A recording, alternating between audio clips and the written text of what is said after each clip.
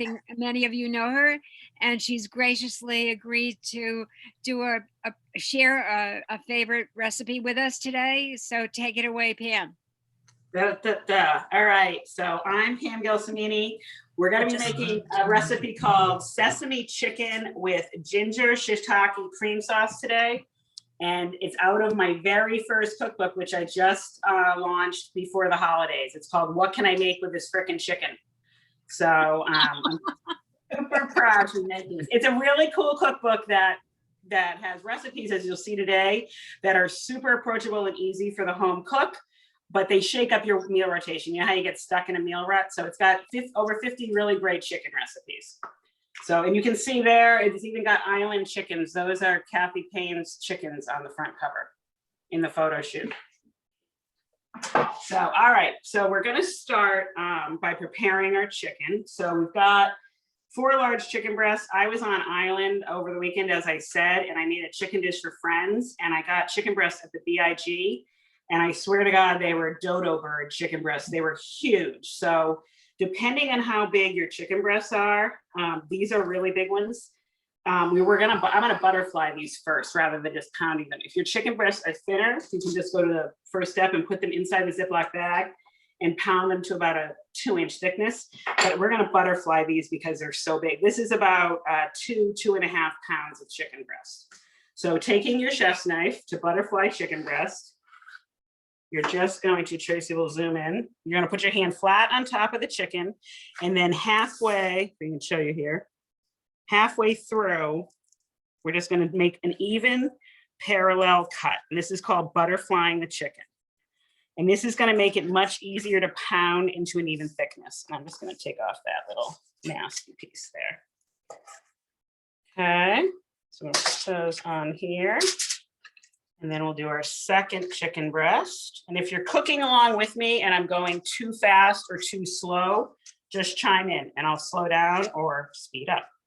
So again, hand flat on top, and your chicken breast is going to slide right through the center. And it's called butterflying because now it looks like a butterfly. So we're gonna put those here. All right, and then I'm just gonna quickly get rid of this cutting board and clean my hands.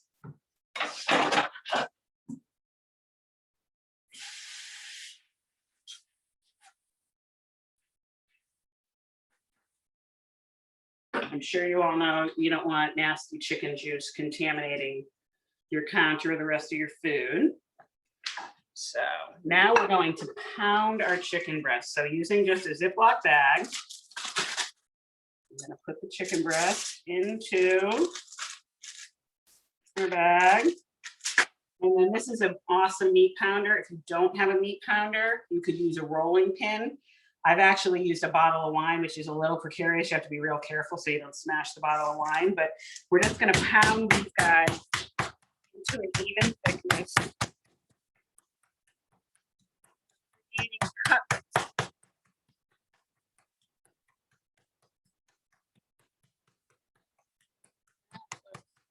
Good. Out. You can see we've now got a super thin chicken cutlet, and this is, I believe, the best way with boneless chicken breasts to make a really moist, juicy piece of chicken. It cooks very, very quickly, cooks through very easily, and truly, like, it's kind of hard to mess up. So, like, you know, when you have the whole breast and you cook the whole breast, and it's kind of dry in the middle or dry on the thinner end, this creates an even cooking all over. So I'm gonna do the other 3.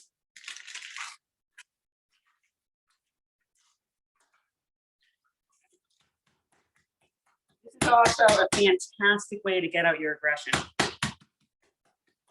Kids are driving you crazy, your husband's driving you crazy. And if you don't wanna do it, I often make my husband do this.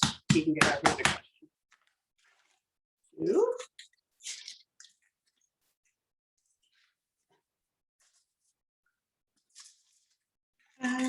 More.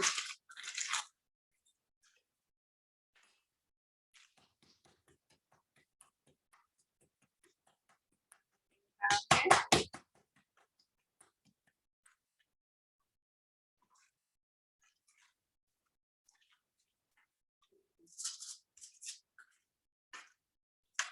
And one more.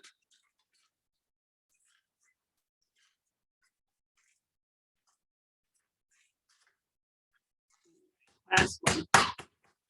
This recipe can be adapted. Here you can see this is going to serve anywhere from 4 to 6 people. I mean, my husband would eat an entire one of these cutlets. I'd probably eat half. But you could adapt it to be, cut the recipe in half if you are fewer people, or bump it up if you've got, a dinner party or more people coming over. This is also a recipe that I feel is kid approved. I told my daughter I was making this for the cooking class tonight. She's 17 and she was pumped. So it's super yummy. All right, so we got our cutlets pounded. Now we're going to season them on each side with salt and pepper. Pretty liberally. People are afraid, unless you have a health condition where you can't have salt, salt imparts so much flavor. So we're doing probably about a teaspoon in total on both. So like 1 teaspoon of salt, 1 teaspoon of black pepper. And we're coating both sides of our chicken. About a half a teaspoon each per side. And they always say, the chefs say, if you season from way up above, it gets evenly distributed. I don't know if that's true, but makes you look chefy if nothing else. All right. Now I'm going to, while those sit for a second, we're going to come over to the frying pan. You can use a regular frying pan. I love, this is a Calphalon, it's called a Calphalon 7-quart sauteuse pan, and I cook everything in it. It's the best pan. So we're going to put in 2 or 3 tablespoons of peanut oil to heat. I'm going to get that getting hot while we put our sesame seeds on our chicken. So I'm on medium-high heat, and that's going to heat up. And now I like to use for this recipe, just because it's prettier, I use this is actually tricolor, but you could do the black and white sesame seeds or mix them together in a bowl. You could just use regular sesame seeds if that's what you have on hand. The flavor is going to be just as good, but it's super pretty with the different colors. So we're going to do a couple of tablespoons total of sesame seeds. It's just going to really coat. It's going to be so good. And when the chicken breasts cook, these toast up and they get really nice and crunchy. Super yummy. Okay, and we're just going to gently pat those in with my hands. We will wash our hands again since we're now recontaminating. And we're going to flip.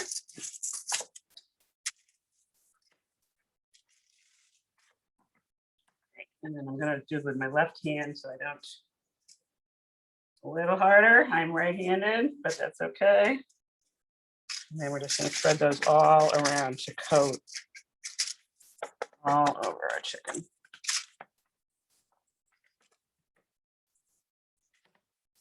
Oops. Wash my hands.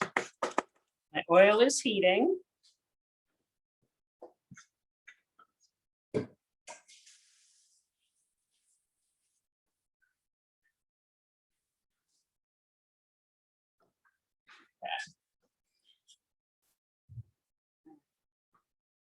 See how our oil is doing.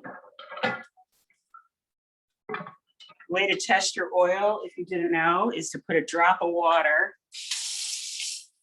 in the oil. Just a little bit. And as soon as that bubbles up, we're not quite there yet. Our oil is hot. You always want to sear in hot oil. You don't want to put cold oil in a pan and put your whatever your protein or your veg is. It's going to suck up the oil if it's not super hot. You want to create a nice sear by putting it into hot oil. It's going to cook more evenly. It's going to be nice and crunchy on the outside. So now you can hear, I don't know if you can hear, but the oil is starting to pop.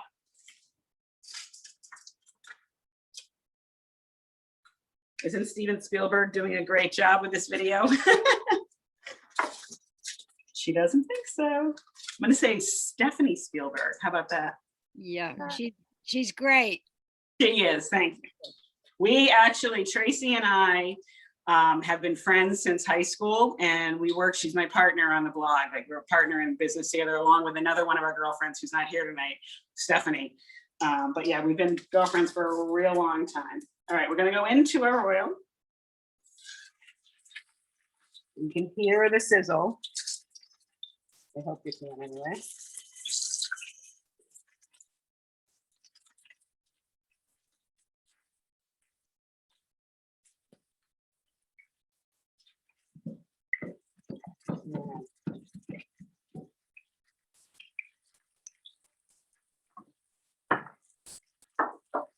It already smells delicious. All right, now I'm getting rid of my foil because it has chicken juices on it. And we're gonna put this, when it's done cooking, back on the cookie sheet and just put it in an oven that's heated to like 300, 325 degrees. Make sure my oven's on. Just to keep it warm while we prepare the sauce. If you're super speedy, you don't really need to do that, but it's nice to keep it warm in the oven and it won't overcook. I also, before the video, have already prepared. I cooked up a cup and a half of sushi rice with 2 cups of water. We're going to serve this as sushi rice. It's really nice. You could use any rice with this. You could even do it over like mashed potatoes or quinoa. I love the sushi rice because it just soaks up the sauce really nicely, but you can do whatever you want. So I did 1.5 cups of sushi rice, half teaspoon of salt, and 2 cups of water. And then you boil it and then cover it and put it on simmer just like you do any other rice. And then I also did some pea pods for on the side. Again, you could do asparagus, you could do green beans, you could do frozen peas. But I did that a little bit in advance. It's not part of the recipe. You can kind of pick the sides that you want. So you can see our chicken here is bubbling away. We're gonna let that go probably for about 3 to 4 minutes on the first side. You can see it's cooking because you can see it getting white around the edges. And if you're cooking along with me, you're probably smelling it in your house too. It smells really good already. And we've only just begun. So all right, so I clean foil on my sheet. I'm gonna put the finished breast on there and put them in the oven to stay warm. So we're gonna start to prepare for our sauce. So the first thing we need is 6 cloves of garlic. I have a little bit more here today because they're not huge cloves. So I think I've got 8 or 9, but you just want basically probably 2 to 3 tablespoons of garlic. In my opinion, you can never have too much garlic, but we're just gonna chop.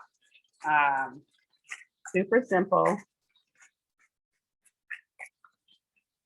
They don't need to be fully minced, but you want a pretty small chop.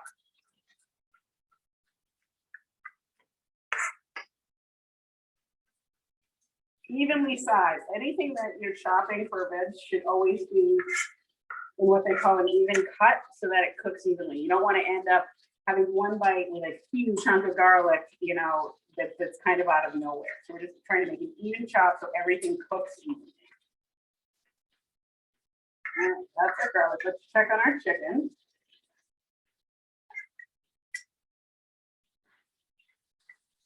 Another minute. We're going to give that another minute. Not quite golden. We want it to be a real beautiful golden brown when we flip it over. So this is ginger root.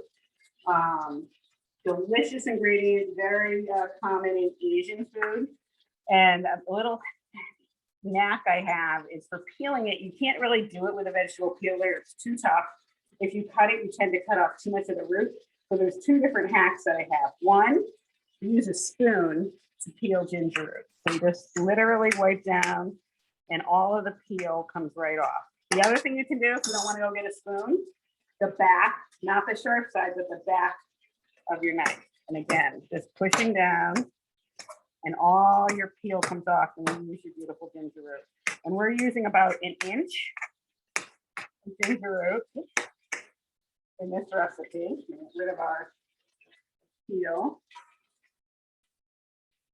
And we're going to finely mince it, but we're going to check our chicken again. I think our chicken's probably ready to go.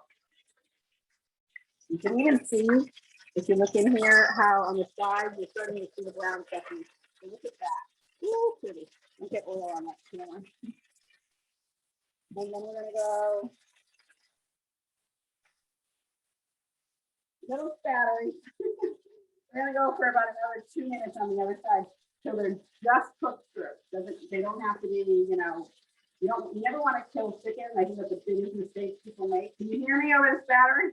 That's the biggest mistake people make with chicken is they overcook it, and fish and everything else for that matter. Chicken is completely done when it's 160 to 165 degrees in the center.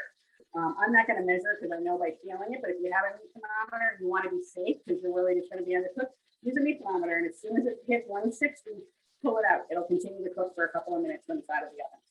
So now let's chop our ginger up there. And you're just going to make thin slices. And then we're going to slice. And then slice across.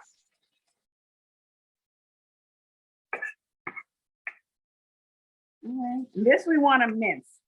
Even more so than garlic, you do not want to get a huge hunk of ginger. This is going to add a really beautiful earthy heat. It's like ginger is spicy, not like a pepper, but you don't want to get a big hunk. So we're going to mince this really fine.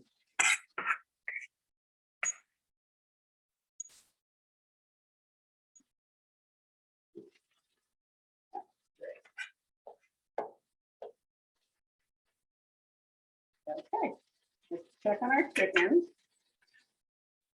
So yeah, so these are perfect now. They're browned on the other side. We're gonna put them onto our clean sheet pan. I'm gonna turn our heat down, so we're spattering like crazy. The sesame seeds like to pop.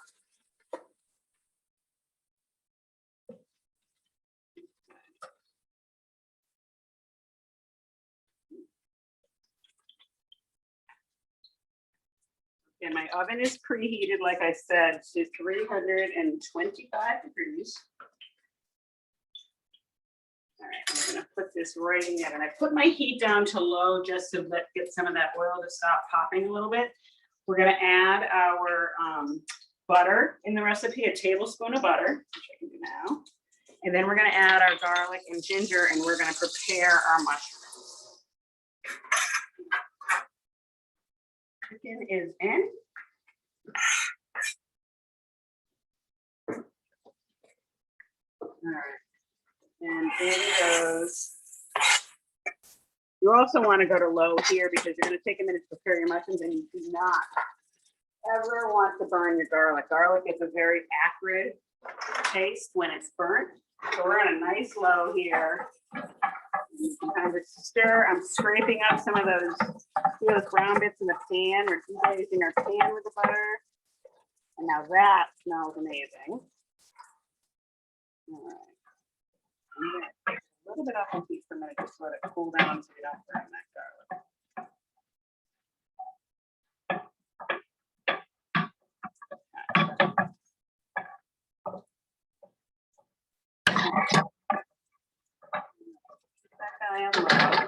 All right, now shiitake mushrooms. So you can use any kind of mushroom again for this dish. You could use crimini, you could use just regular white button mushrooms. This kind of has an Asian flair, and shiitake are an Asian mushroom. They're one of my favorites. They got a real earthy flavor. So when you're preparing shiitake mushrooms, unlike most other mushrooms, the stem needs to get removed. This is very woody and rough when you try to eat it. So the stems are going to get thrown out.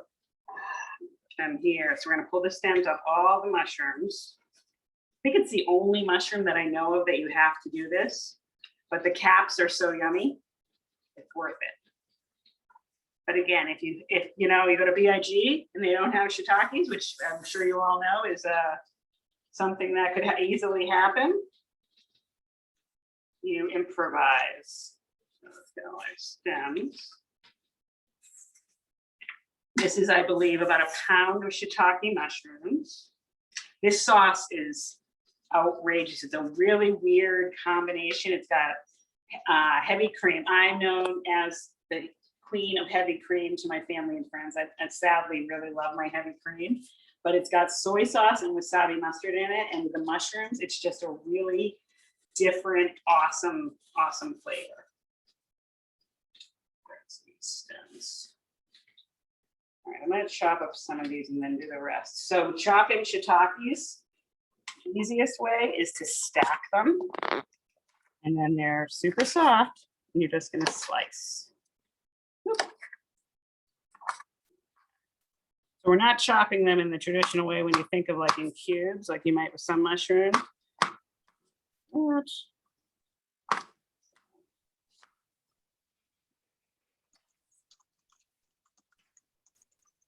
Chopping, stacking, stacking.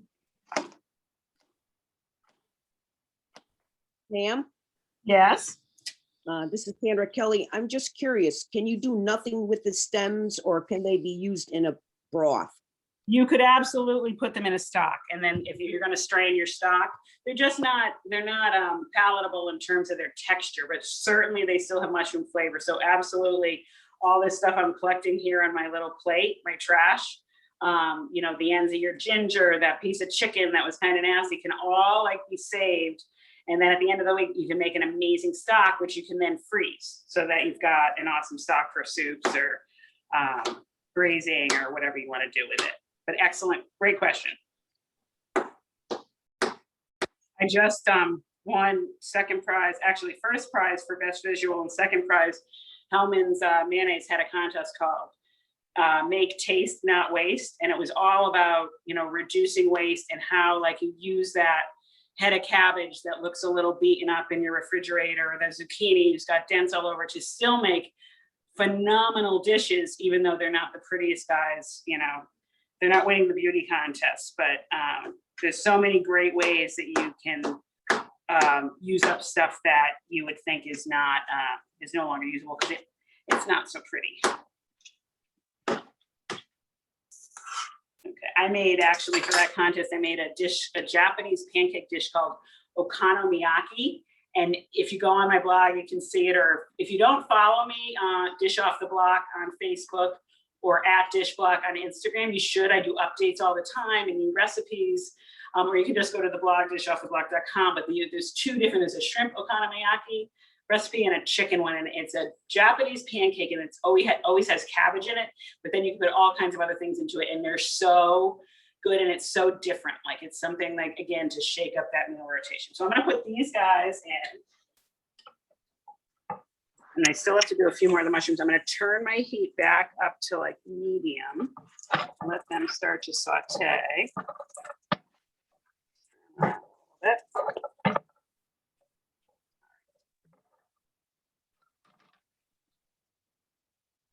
we'll do the rest of our mush. If anyone else has questions, feel free to chime in. As you can see, I have no problem talking, but if anybody has a question, I'm happy to answer it. Can you let us know what brand of knives you're using? I have a couple actually. I did the chicken with Henkel's in the fridge here, which is kind of a standard use by home cooks. These other ones that I'm using are global, and they're probably my favorite. They're all metal. I believe they're Japanese based also, but they're really, really awesome knives. They just have a nice shaping, and when you're cutting, you know, they have a nice curvature to the knife. I love them. I think they have a really nice feel to them. And I thought I recognized them. They're my favorite. Yeah, and you can get them like they're not, I mean, they're, you know, they're expensive knives. They're not crazy, but you can get them at, you know, Williams Sonoma or Sur La Table, any of the, you know, the typical kitchen stores. So I'm just going to slice up the rest of our shiitakes. Oof, tough one.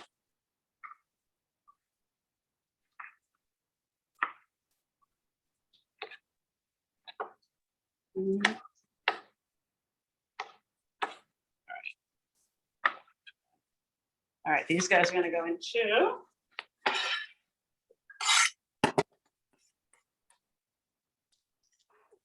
All right, so looking amazing. Now we're going to add our soy sauce to the pan.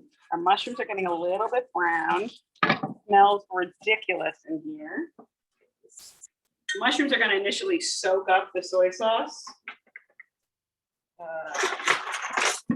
and add like a umami. Mushrooms and soy. I don't know if you ever heard the word umami. Umami is a big foodie word.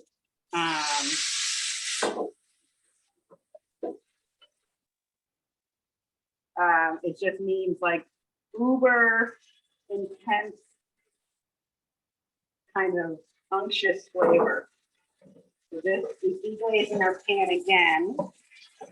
So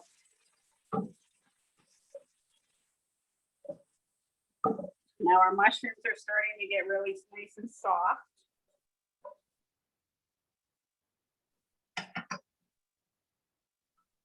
Okay. Let that cook to the food as they get soft. We're gonna add. This is if you don't, wasabi is what, if you go to the Or, you get sushi. You get wasabi paste on the side, and it's spicy mustard sauce. This is a wasabi sauce. You can get a wasabi paste as well. Either one would work well for this recipe, depending on how spicy you like it. Depends on how much you add. I think in the recipe I actually put in 2 tablespoons. I tend to do more like 3 because I like it super spicy. But if you've got kids and you want it to be kid friendly, you know, so I'm gonna do just about 3 tablespoons. Mix that in.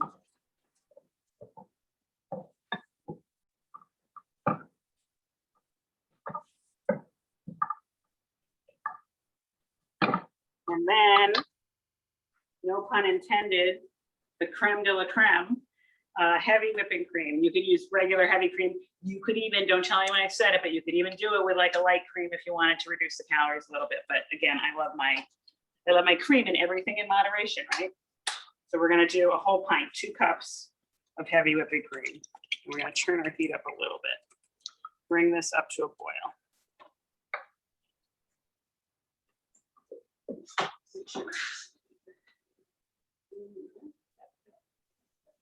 Okay, so we're very close actually.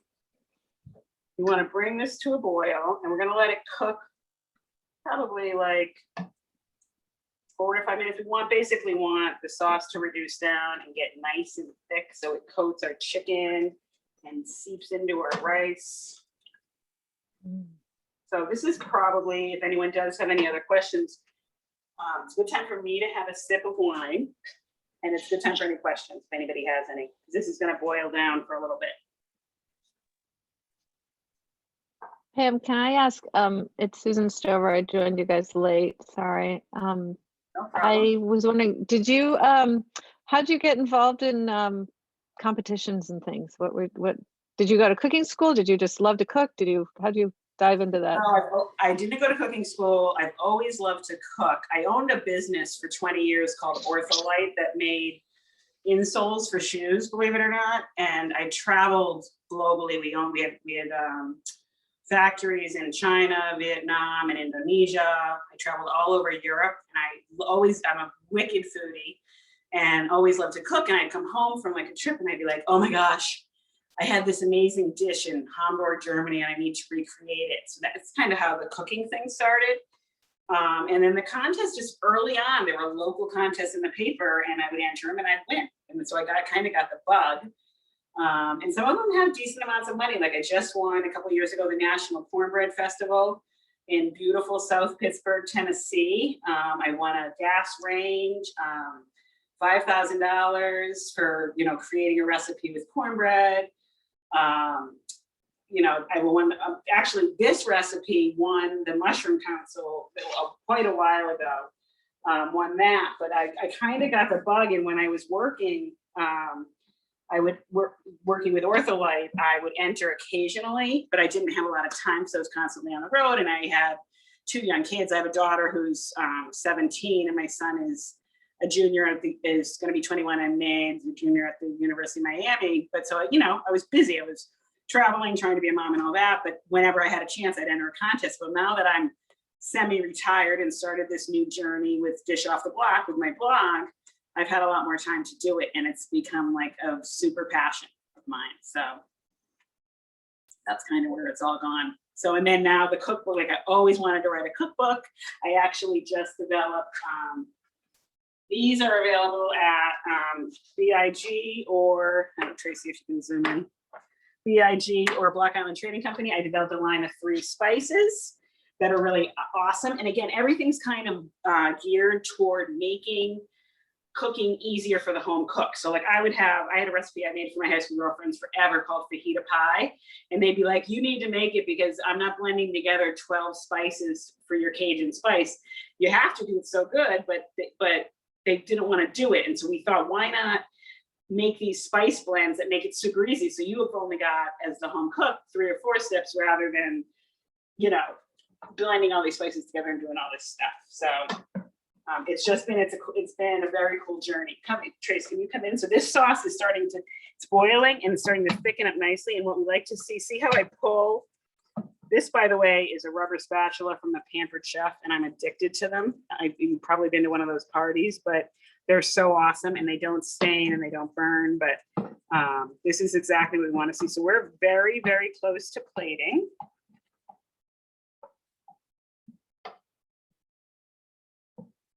Actually, Tracy, I'm going to grab a plate if you want to look at the sauce bubbling or something like that.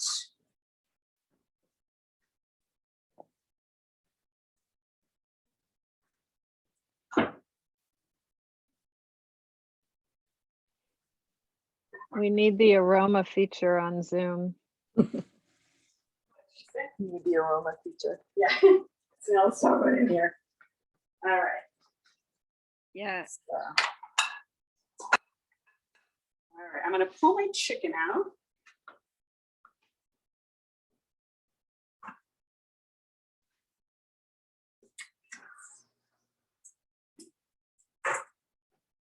All right, look how pretty that is. Now, can you see what I mean with the black and white sesame seeds? It just looks really kind of exotic. And I think we've only been cooking not very long. You know what time it is? 4:37. What's that? 4:37. So I think we've been cooking for like half an hour by the time we got started, and you have this really beautiful kind of eclectic dish. We're gonna do my new This might be heresy, but I don't like mushrooms. What do you recommend instead of mushrooms? That's a good question. And I don't admit that to many people. You could do this with you could probably do it with cabbage. Like I'm thinking Asian ingredients, like even a Napa cabbage and onions, it would be delicious with. You could do it with carrots, would be super good, sweet carrots. I don't know if how much you know about Asian, but like bok choy, which is a baby cabbage, this is all like sold at Stop and Shop, or I'm not sure about bok choy at BIG, but the sauce is so good. It's like it would, Guy Fieri on Food Network always says it would be good on a flip flop, and that's literally, the sauce would be so good on anything. So I am pulling.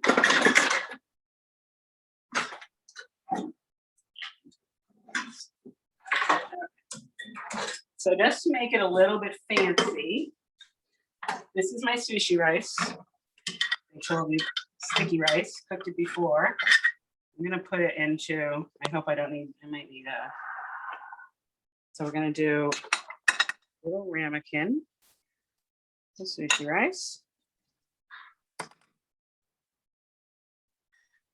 And I know with your family, you don't have to be fancy, but sometimes it's fine. And then a few, these are snow peas, and all I did was boil water with a teaspoon of salt and throw them in. They literally for like a minute just to blanch them. You still want them to be a little bit crispy.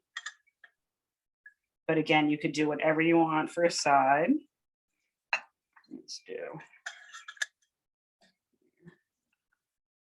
Get your greens. And then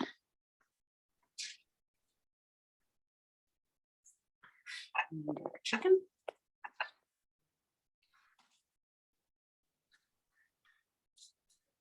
Let's grab a paper towel to clean my plate.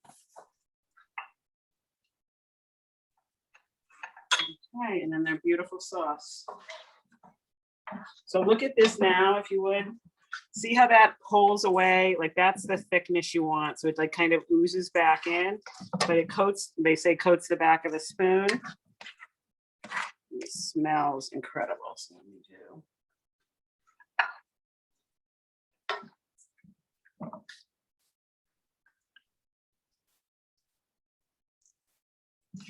Stop it.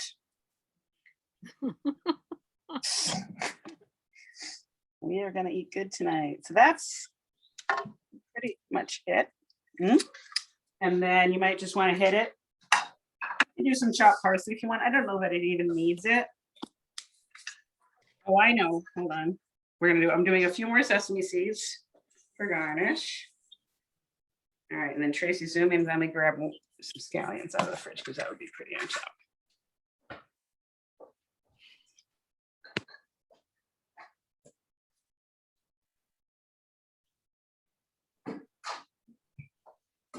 All right.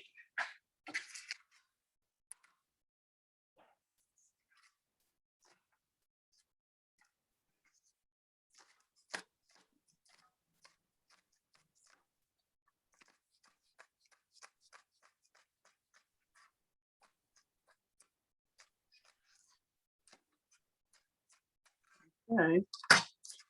And then voila. Yep. Okay.